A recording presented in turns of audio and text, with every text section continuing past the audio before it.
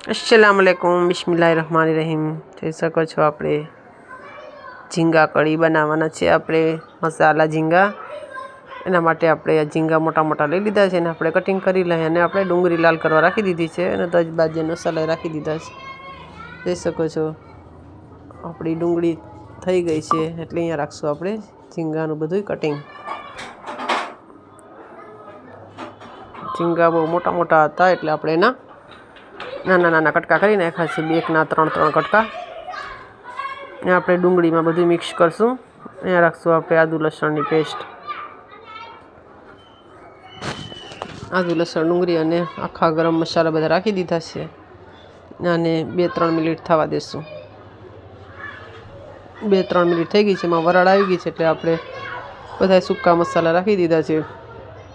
ધાણા મરચાં મીઠું અને હળદર એ રાખ્યું છે। 1 નંગ મોટું ટમેટાનું આ બધાને મિક્સ કરશું। જોઈ શકો છો આપણે બધાને મિક્સ કરી લીધું છે। અહીંયા આપણે આ આદુ લસણવાળું પાણી રાખી દઈશું એટલે મસાલો સરસ મજાનું ભૂંજાઈ જાય ને મિક્સ થઈ જાય।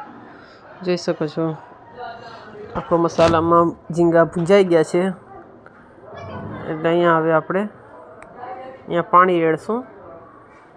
1 ગ્લાસ જેટલું પાણી રાખી અને મીડિયમ આંચે એને પકાવવા દેશું અડધી કલાક।